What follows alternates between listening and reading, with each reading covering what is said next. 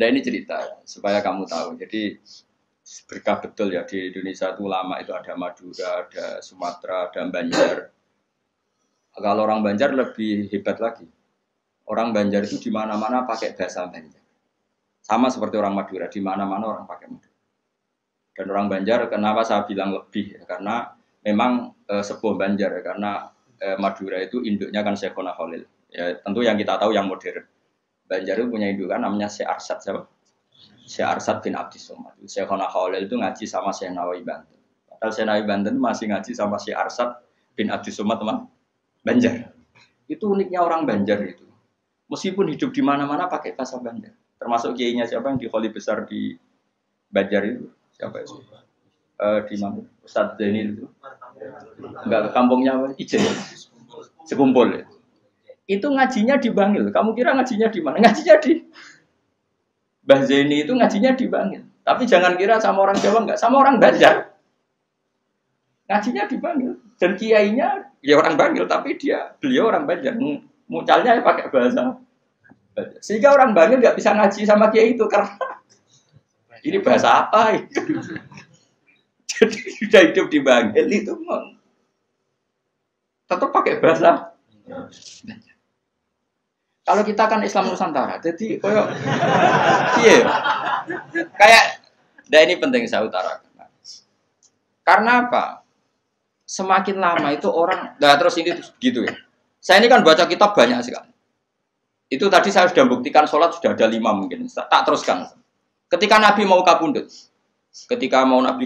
dia udah susah.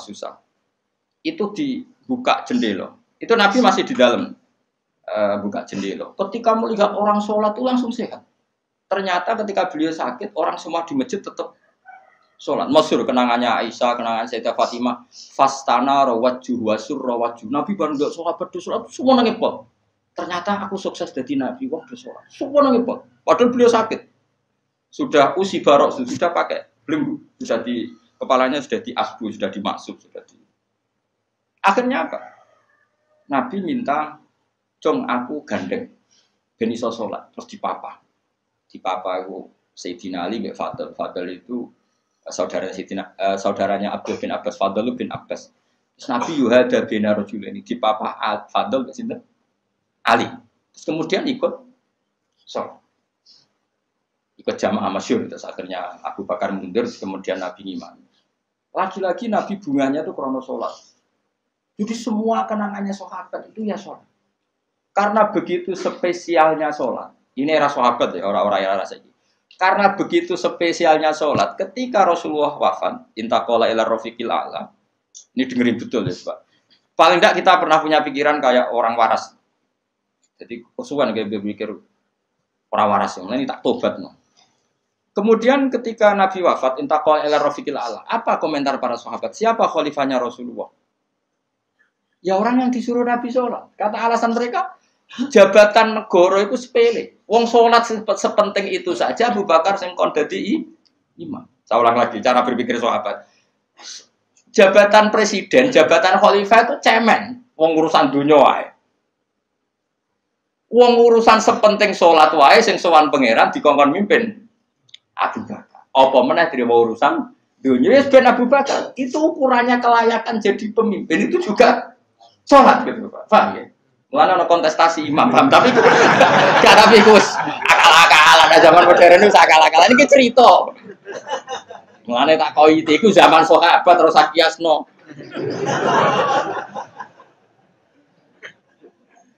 Tapi sampean pernah dengar toh ketika sahabat milih Abu Bakar alasannya apa? Karena Abu Bakar ditunjuk ngimami sholat. Terus pikiran mereka sholat sepenting itu saja oleh Rasulullah diridakno dipimpin Abu Bakar. Ya sudah khalifah Abu Bakar. Kayak apa urgensinya sholat sampai semuanya rujukan.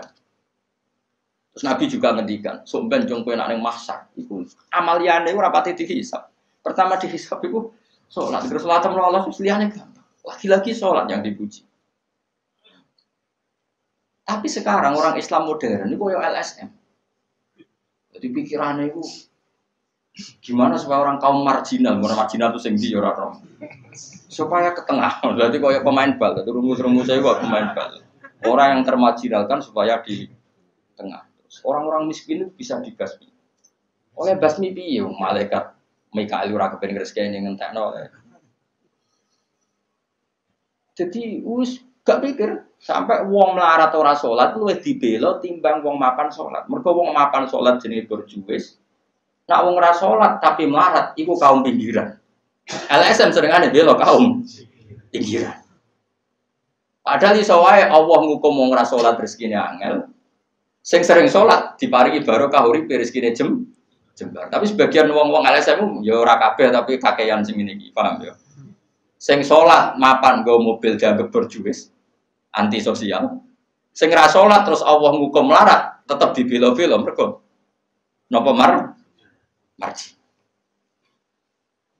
Ngene ke jogeman melok ngono niku iku wong Islam.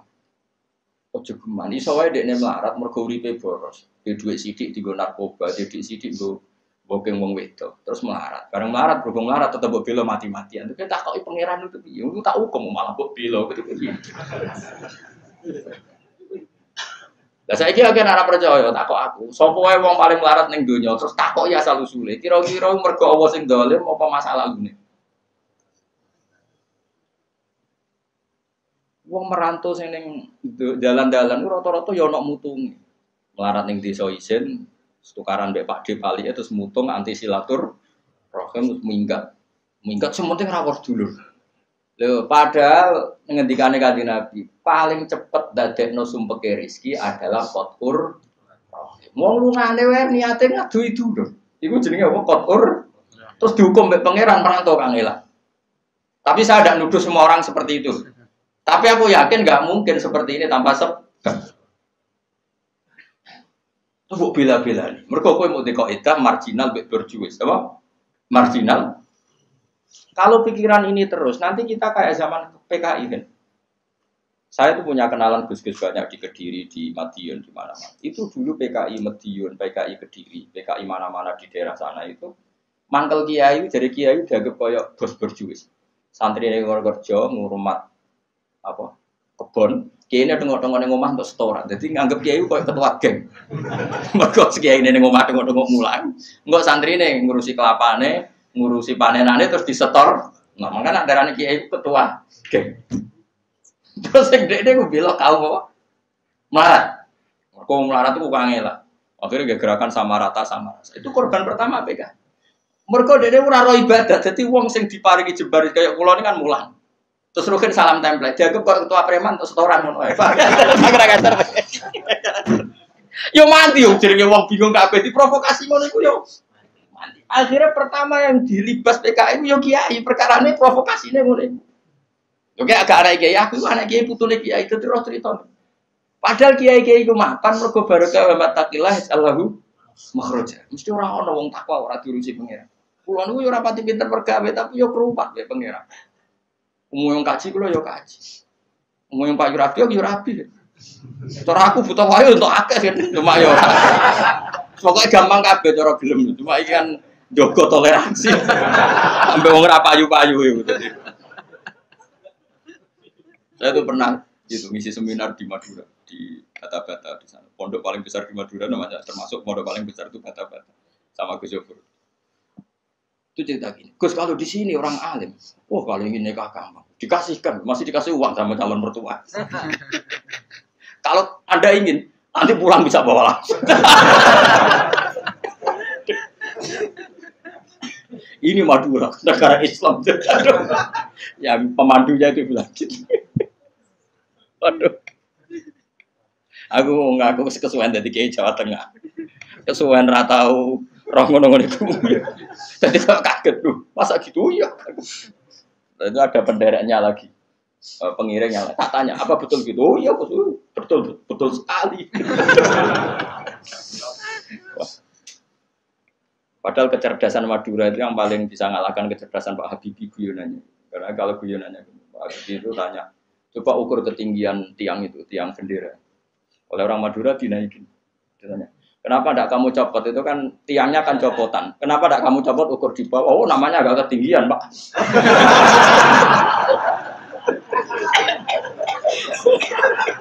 Makanya gue nanya, Ya itu guyonan. Habib itu belum pernah debat kalah kecuali ngadu orang.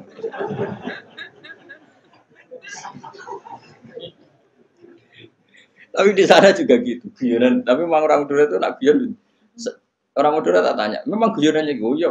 Memang Madura cerdas-cerdas. Jadi mau sekarang iso bayang no itu. Aku pikir itu beda memang. Nah, perasaan saya di sana itu kayak di Thailand karena pulaunya terpisah terus bahasanya beda. Jadi kalau orang Madura ngomong sama orang Madura kayak ada di Indonesia juga. Kayak di Thailand. Dan ini cerita supaya kamu tahu. Jadi berkah betul ya di Indonesia itu lama itu ada Madura, ada Sumatera, ada Banjar. Kalau orang Banjar lebih hebat lagi. Orang Banjar itu di mana-mana pakai bahasa Banjar. Sama seperti orang Madura, di mana-mana orang pakai Madura. Dan orang Banjar, kenapa saya bilang lebih? Ya, karena memang sebuah Banjar, ya, karena Madura itu induknya kan Syekhona Khalil. Ya, tentu yang kita tahu yang modern. Banjar itu punya induk kan namanya Syekh Arsad, siapa?